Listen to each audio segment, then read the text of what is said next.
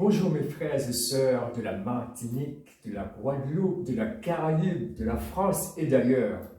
Je vous salue dans le merveilleux nom de Jésus et je vous souhaite à tous une bonne année dans le Seigneur Jésus. Que le Seigneur vous bénisse et vous fortifie. Et j'ai la joie de partager avec vous ce message qui est la suite un peu de ce que j'avais, mon dernier message de l'année dernière, qui s'intitule « La source du bonheur véritable ».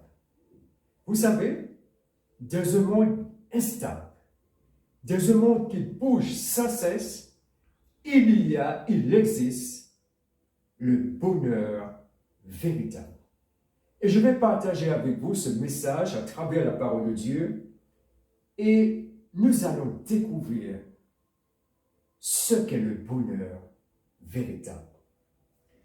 L'apôtre Paul, lors de son deuxième voyage missionnaire, visitait il y a à peu près plus de 2000 ans la ville d'Athènes. De cette ville, il y avait beaucoup d'idoles. C'était une ville très religieuse. Et je vous invite à lire avec moi ce passage qui se trouve dans le livre des Actes, au chapitre 17, au verset 22 et 23. Paul, debout au milieu de l'aréopage, dit « Hommes athéniens, je vous trouve à tous égards extrêmement religieux, car en parcourant votre ville et en considérant les objets de votre dévotion, j'ai même découvert un autel avec cette inscription à un Dieu inconnu. Ce que vous reverrez sans le connaître, c'est ce que je vous annonce. » Amen. Amen. Amen. Donc Paul, en parcourant cette ville d'Athènes, découvre plein d'idoles et notamment un autel où il était dit à un Dieu inconnu. Et Paul leur dira, ce que vous révérez sans le connaître, c'est ce que je vous annonce. Donc acte 17, verset 23 que nous avons écouté. Que dire encore aujourd'hui? Malgré l'explosion de connaissances dans tous les domaines scientifiques, culturels et autres, et rendu accessible par tous les moyens que nous connaissons, la télévision, l'Internet, les journaux et tout cela, mais l'unique Dieu, celui qui a créé le ciel et la terre, est encore inconnu pour beaucoup d'hommes et de femmes et de jeunes dans le monde. Or, c'est en Dieu seul que se trouve la source du bonheur véritable.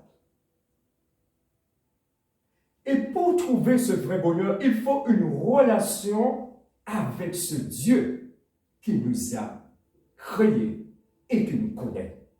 Ce Dieu que nous devons adorer en esprit et en vérité. Pourquoi en esprit? Parce que Dieu est esprit.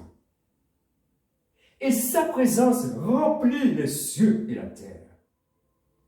Partout il est présent, il est le Dieu omniprésent. C'est pourquoi le Dieu Tout-Puissant ne peut pas être représenté, ni délimité par la matière, si précieuse qu'elle soit. L'or, l'argent, les pierres précieuses ne peuvent pas représenter Dieu, parce qu'il est esprit. Et sa présence remplit les cieux et la terre. Dieu est. Il existe de toute éternité, il n'a pas de commencement, il n'a pas de fin. Mais, par sa puissance, par son amour, sa gloire, sa bonté, le Dieu d'éternité est incomparable. Et il est infiniment opposé aux idoles faites de mes d'hommes. Les idoles ne parlent point. Les idoles ne marchent point. Les idoles ne délivrent point, les idoles ne sauvent point. Mais nous, chrétiens aujourd'hui, nous connaissons le Dieu qui sauve, le Dieu qui parle, le Dieu qui délivre, le Dieu qui guérit. Il est opposé à tout ce que l'homme peut imaginer. On ne peut pas expliquer Dieu par la raison. en élaborant des théorèmes, des formules scientifiques ou mathématiques. Comment l'homme, si limité en intelligence, en connaissance, en sagesse, pourrait-il expliquer et démontrer par ses raisonnements le Dieu infini? Il y a un philosophe français du nom de Blaise Pascal qui disait ceci: c'est le cœur qui sent Dieu et non la raison. Je répète, c'est le cœur qui sent Dieu et non la raison. L'homme a besoin de la foi pour saisir la réalité de l'existence de Dieu. Car sans la foi, il est impossible de lui être agréable. Car il faut que celui qui s'approche de Dieu croit que Dieu existe et qu'il est le rémunérateur de ceux qu'il cherche. Ce passage, nous pouvons le trouver dans Hébreux 11, au verset 6. Donc, l'homme doit s'approcher de Dieu par la foi. Mais il y a une bonne nouvelle pour nous en 2023. Le Seigneur a déjà fait le premier pas et se révèle de plusieurs manières à chacun d'entre nous. Et la première manière que Dieu se révèle, effectivement, c'est dans la création. Dans l'infiniment grand comme dans l'infiniment petit, il y a un ordre. Il y a des lois qui régissent les planètes, les étoiles, les galaxies, bref, l'univers tout entier. Il en est de même dans l'infiniment petit. On trouve une cohérence, on trouve une harmonie. Et là, nous pouvons voir déjà la sagesse, la puissance, la gloire de Dieu.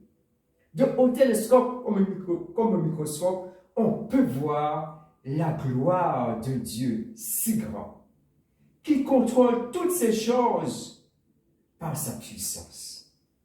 Mais Dieu se révèle aussi, non seulement de la création, mais la plus grande révélation de Dieu, eh bien, c'est dans la Bible. Dieu se révèle à l'homme, il montre qui il est, il montre sa nature au travers de la Bible. Et cette Bible est comme une lettre. Alors nous vivons à l'heure de l'informatique, c'est tellement rapide, il y a les mails, il y a tout cela. Mais Dieu se révèle à travers la Bible. Et la Bible est comme une lettre que Dieu a pris des milliers d'années pour, eh bien, élaborer. Il a utilisé des hommes, certes, vous me direz, c'est vrai. Mais tous ces hommes, ils ont été inspirés par son souffle, par son Saint-Esprit. Voilà pourquoi la Bible n'est pas un livre comme les autres. Elle concerne toutes les générations. Toutes les générations, eh bien, sont concernées parce que c'est une lettre que Dieu a adressée. Il a pris soin pour que cette lettre soit accessible à chaque être humain.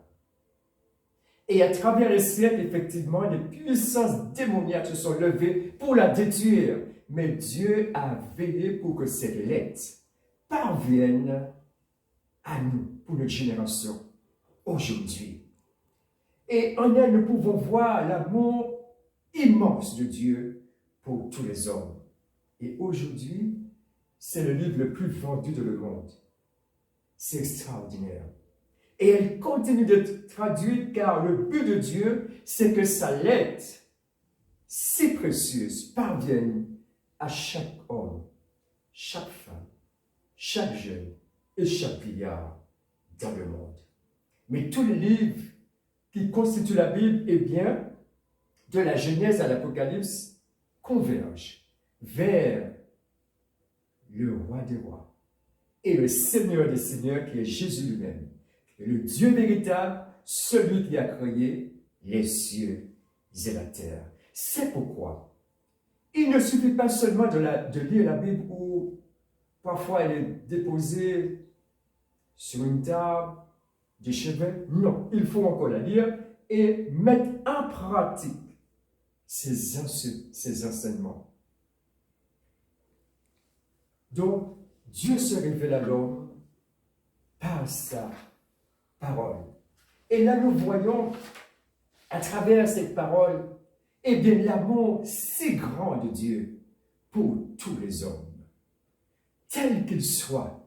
Et c'est à la croix du Calvaire que nous découvrons vraiment le summum de l'amour de Dieu pour tous les hommes. Le sommet vraiment immense de l'amour de Dieu, la grandeur, la hauteur, la largeur de l'amour de Dieu pour chaque être humain, tel qu'il soit. Car, nous dit le livre de Jean au chapitre 3, verset 16, « Car Dieu a tant aimé le monde, qu'il a donné son Fils unique, afin que quiconque croise à lui ne périsse point, mais qu'il ait la vie éternelle. » C'est là que nous pouvons voir la grandeur de l'amour de Dieu pour chaque être humain. Mais c'est là aussi que Dieu a triomphé de tous les obstacles et tous les ennemis qui entravaient le bonheur de l'homme. À la croix, Dieu a triomphé. Jésus a triomphé de toutes les dénominations, toutes les autorités, et les a livrées publiquement spectacle.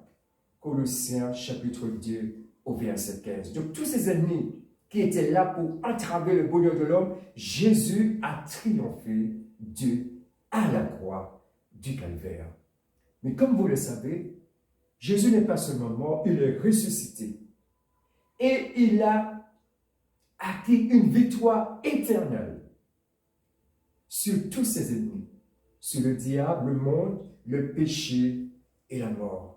Mais c'est Jésus qui était innocent, l'agneau de Dieu, qui a enduré tant de souffrances, s'il a accepté tout cela, il a accepté d'être flagellé, il a accepté d'être humilié, il a accepté d'être rejeté, lui qui avait le pouvoir, en un mois, en une seconde, il pouvait appeler plus de 12 légions d'anges, mais il ne l'a pas fait, parce qu'il voulait que vous et moi, nous trouvions la source du bonheur. Et il a bravé tous les obstacles. Et aujourd'hui, Dieu n'est pas le Père fouettard que nous imaginons. Souvent, dans notre imagination, on imagine un Dieu qui est prêt à nous frapper pour n'importe quoi. Dieu n'est pas le Père fouettard. Justement, la parole nous informe qu'il est amour. Et il y a une des paraboles qui m'a souvent interpellé. La parabole du fils prodigue. Il nous est dit que ce fils avait tout dilapidé. Il avait tout avant de dilapider, il avait tout ramassé et il était parti pour un pays lointain où il a tout dépensé. Il a dépensé toute la fortune que lui avait donnée son père. Mais que faisait le père? Eh bien, chaque jour, il guettait, il regardait au loin. Mon fils, va-t-il revenir aujourd'hui?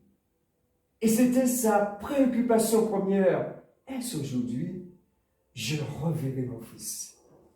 Eh bien, ce fils prodigue, cette parabole du fils prodigue, montre l'amour de Dieu pour chaque être humain, tel qu'il soit. Où il vit, Dieu aime ainsi sa créature. Chaque jour, il regarde au loin. Verra-t-il son fils? Sa fille verra-t-elle aujourd'hui? Et ce père regardait au loin jusqu'au moment, jusqu'au jour où, eh bien, le fils arrivait. Il avait tout dépensé. Il arrivait vraiment amaigri. Il arrivait peut-être en rayon. Mais le père, quand il a vu au loin, eh bien, il n'a pas fermé la porte, mais il a couru vers son fils. Et il l'a embrassé. Il a réhabilité. Et ceci nous montre que Dieu n'est pas cette parabole nous montre que, à travers cette parabole, nous voyons que Dieu n'est pas le Père fouettard, mais il est le Dieu qui nous aime et qui veut nous accueillir, qui guette chaque jour l'arrivée de son fils ou de sa fille. C'est pour cela que Jésus est mort à la croix, pour que nous devenions enfants de Dieu, c'est-à-dire un membre de sa propre famille, un membre que Dieu connaît personnellement et qui est unique à ses yeux. Il n'y a pas de cercle plus proche que d'être appelé enfant de Dieu. Il n'y a rien de plus précieux que de dire Abba, Père. Mais cependant, de même que nous voyons que notre naissance naturelle, eh bien, lorsque nous sommes nés, nous sommes inscrits dans un registre d'état civil. Et c'est normal. Mais de même, pour être inscrit dans le registre du ciel, qui est le livre de vie, il faut obligatoirement être né de nouveau. Je m'explique. La naissance naturelle confère à l'homme une vie physique. Nous vivons, c'est pour cela que nous pouvons manger, nous pouvons voir, nous pouvons voyager, etc. Mais cette vie, elle est limitée. Aujourd'hui, nous voyons qu'effectivement, il y a des centenaires, c'est très bien, mais c'est trop limité. Mais Jésus veut conférer une vie beaucoup plus grande, que la Bible appelle la vie éternelle.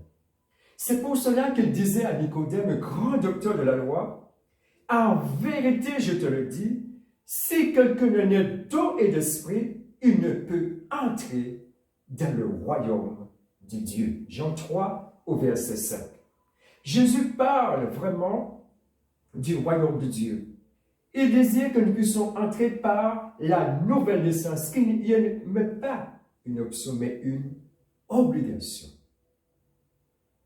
La nouvelle naissance ne provient pas de la volonté de l'homme, mais elle vient de la volonté de Dieu. C'est là l'œuvre du Saint-Esprit et confère aux disciples de Christ la vie éternelle qui est une vie sans fin. Comme le Seigneur l'a dit, car Dieu a tant aimé le monde qu'il a donné son Fils unique, afin que quiconque croise en lui ne périsse point, mais qu'il ait la vie éternelle. Quand bien même le chrétien un jour, même s'il veut le plus tard que possible, mais un jour, il devra aussi passer par la mort, mais il est dit, Jésus dit dans Jean chapitre 11, verset 25, « Celui qui croit en moi vivra, quand même il serait mort. » Donc il y a aujourd'hui aucun ennemi qui peut empêcher à la fin de Dieu d'être en relation avec son Dieu. Car Jésus a déjà vaincu à la croix du Calvaire. Aucune créature, aucune puissance, aucune autorité ne peut séparer le disciple de Christ d'avec son Seigneur, même par la mort. Nous avons vu que le bonheur, effectivement, ne se trouve pas dans ce que l'on peut posséder, mais se trouve dans la crainte de Dieu. Comme le dit le livre de l'Ecclésiaste, au chapitre 12, au verset 15. Écoutons la fin du discours. Crains Dieu et observe ses commandements. C'est là ce que doit tout homme. Amen. Amen. Crains Dieu. Donc, en cette année 2023, le Seigneur nous dit de le craindre. Crains Dieu et observe ses commandements. C'est-à-dire, porte obéissance tout simplement à sa parole. Déjà, la mettre en pratique, la lire et la mettre en pratique en portant obéissance à ses enseignements. Donc, je dirais que le bonheur véritable existe, même dans un monde instable, dans un monde qui bouge, dans un monde vraiment où tout est en effervescence. Le bonheur véritable existe. Réellement. Ce n'est pas une illusion, ce n'est pas un mirage, mais une réalité concrète. Mais le bonheur se trouve en Jésus. Il ne se trouve pas dans les capacités de l'homme, ni de la possession des richesses. Vous savez, il y a des hommes qui ont tellement de richesses, mais avoir toutes les richesses du monde, ce n'est pas nécessairement, ce n'est pas le bonheur. Le bonheur ne se trouve pas dans l'or, ne se trouve pas dans les idoles. Le bonheur véritable se trouve dans la réconciliation de l'homme avec son Dieu. Car l'homme a été créé pour être en relation avec son Créateur. Vous savez, c'est comme si, je dirais, un nouveau-né, imaginez un peu la scène, comme s'il pourrait se dire, je pourrais m'en passer de mes parents. Nous verrons tout de suite que c'est une folie. Il a besoin des soins constants de ses parents pour pouvoir s'épanouir, pour pouvoir grandir, pour être toujours un homme, une femme épanouie. De même, nous aussi, nous avons été créés pour être en relation constante avec celui qui est la vie, celui qui est la paix, celui qui est la joie, celui qui donne le bonheur. Nous avons été créés pour être en relation avec lui. C'est pour cela que, eh bien, lorsque cette relation par le péché a été coupée, l'homme devient malheureux parce qu'il n'y a plus de vie qui passe, il n'y a plus de communication, il n'y a plus d'espérance qui passe et l'homme devient un être malheureux. Mais Jésus, à la croix du Calvaire, il a dépouillé toutes les dénominations pour que, eh bien, lorsque je crois à lui, eh bien, cette relation est établie. Et que cette relation est établie, eh bien, la vie de Dieu est communiquée par son Saint-Esprit. Et l'homme retrouve cette joie, retrouve ce bonheur d'être en relation avec son Créateur. Et il y a de cela des centaines d'années, un homme qui a été durement éprouvé dira ceci. C'est pour cela que nous allons voir ce que disait justement Job au chapitre 22, au verset 21. Attache-toi donc à Dieu et tu auras la paix. Tu jouiras ainsi du bonheur. Amen. Amen. Donc Job, comme le savons, la plupart d'entre nous, c'est un homme qui a été durement éprouvé. Il a perdu ses enfants, il a perdu vraiment tous ses biens. Il était immensément riche, il a perdu tous ses biens. Mais même lorsqu'il a tout perdu, eh bien, même à sa femme qui lui a dit, maudit Dieu meurt, il a dit, tu parles comme une femme insensée. Donc il a été intègre, même dans l'épreuve. Et il dira à la fin, attache-toi donc à Dieu. Et tu auras la paix, tu jouiras alors du bonheur. Et cette parole, elle est valable encore en cette année 2023. Si nous voulons le bonheur, eh bien, attachons-nous à Dieu. Cela voudrait dire, allons, puisons dans sa parole. Mettons en pratique sa parole. Portons foi à sa parole. C'est un moyen de nous attacher à lui. Obéir à sa parole. Et tu auras la paix, tu jouiras du bonheur. Donc nous voyons, c'est une relation, une mise en pratique de ce que Dieu dit. Car l'homme ne vivra pas seulement de pain, mais de toute parole qui sortira de la bouche de Dieu. Et cette année 2023, non seulement notre être physique, eh bien, doivent vivre, mais notre âme aussi, eh bien, doit vivre de tout ce que Dieu a dit. Et tout ce que Dieu dit, toute sa parole, elle est renfermée dans la Sainte Bible, qui est parvenue à nous, qui a traversé le siècle. Et dans cette Sainte Bible, nous pouvons trouver le bonheur, qui est la source, en fin de compte, du véritable bonheur. Le bonheur de l'enfant de Dieu, c'est qu'il sait qu'il est aimé du plus tendre Père.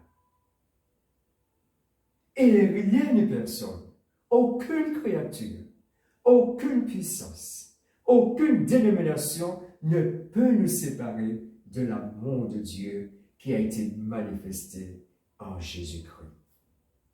Le bonheur de l'enfant de Dieu, c'est d'adorer réellement, en esprit et en vérité, celui qui a créé les cieux et la terre. Pas besoin d'idole parce que Dieu est esprit. Pas besoin vraiment d'une image quelconque. Non, Dieu est esprit.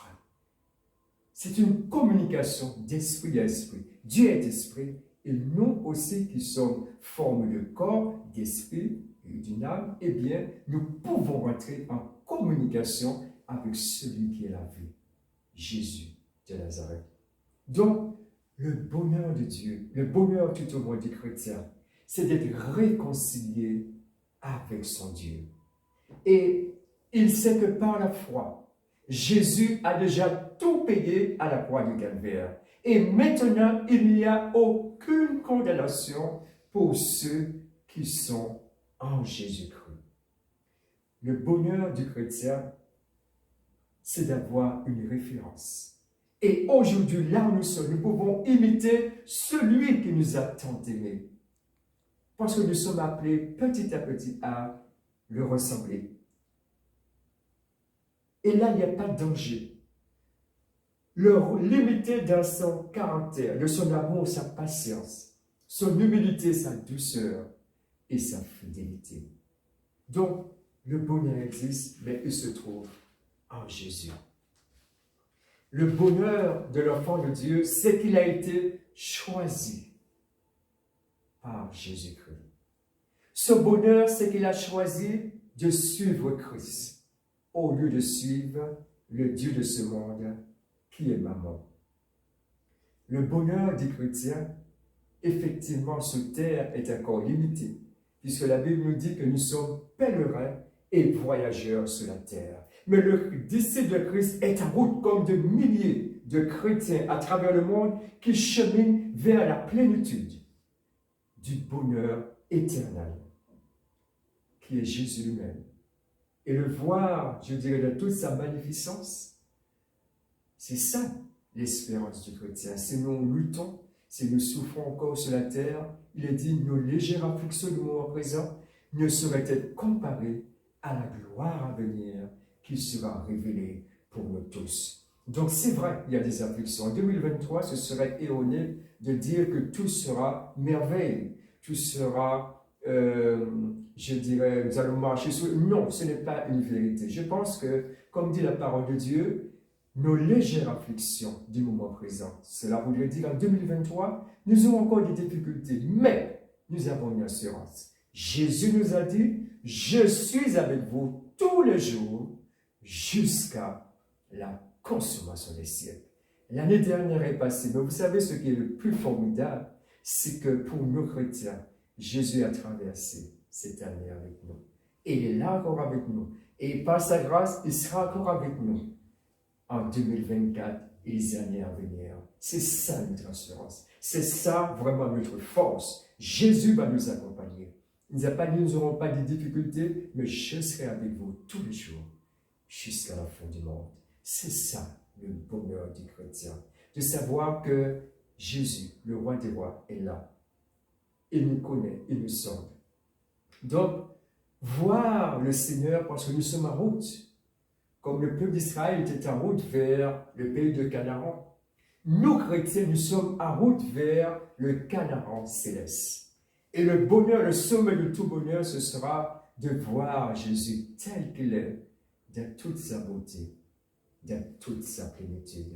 Et je peux vous dire, et la Bible donne simplement une image, mais on peut penser à notre Seigneur, il est tellement glorieux que 1000 diamants réunis ne seraient comparables à sa gloire. Et où même le soleil, même à ce zénith, n'est pas comparable à la gloire de celui qui nous a tant aimés. Alors, tenons ferme, chrétiens. Luttons, persévérons, servons celui qui nous a tant aimés. Et la souffrance, c'est pour un temps. Une légère affliction du moment présent, c'est pour un moment. Mais même sur terre, eh bien, il met dans notre cœur déjà l'atmosphère de son ciel. Et j'aime bien ce chant qui dit, quand nous le louons, eh bien, quand il descend, eh bien, c'est une atmosphère remplit déjà nos cœurs. Et lorsque nous sommes réunis avec nos frères et sœurs, eh bien, nous attirons la présence du Tout-Puissant. Son esprit, eh bien là, comme il a dit, je suis, là où 2 ou 3 fidèles sont rassemblés, je suis au milieu d'eux. Alors, aujourd'hui, effectivement, en 2023, 2 chemins comme les années antérieures s'offrent à nous. La vie ou la mort. Le chemin de la vie ou le chemin du bonheur. Certes, aujourd'hui, le chemin de la vie est étroit, mais c'est la seule route du bonheur véritable. Le chemin n'est autre que Jésus lui-même qui a dit « Je suis le chemin, la vérité et la vie ». Alors, deux chemins s'offrent à nous aujourd'hui. Choisissons, chrétiens, et continuons à cheminer sur la route de la vie qui est Jésus lui-même. Certes, comme je disais, c'est le chemin étroit, mais c'est la seule route sûre pour la plénitude du bonheur, qui est le paradis même. Il y a un homme qui disait, Léonard Ravenhill, qui disait, il n'y a pas de larmes au paradis. Non. Pour tous les chrétiens, là où Jésus prépare une place, eh bien, il n'y a pas de larmes. Mais disait aussi cet homme, il n'y a pas de sourire en enfer. Et c'est une réalité. Mais aujourd'hui, nous pouvons continuer à cheminer sur la route de la vie. Alors choisissons la vie, choisissons le bonheur. Et le bonheur, c'est d'être en relation constante avec celui qui est la vie, qui est Jésus lui-même. Donc que Dieu nous bénisse, que Dieu nous fortifie, et tous ceux qui n'ont pas encore cru, eh bien il est temps de venir à Jésus, qui est le sauveur du monde, et qui nous a tellement aimés qu'il a donné sa vie pour nous à la croix du Calvaire. Donc que Dieu nous bénisse, que Dieu nous bénisse, et que cette nouvelle année, eh bien, nous puissions continuer à cheminer, aller toujours plus loin, avec celui qui est la vie, Jésus lui-même. Soyez bénis.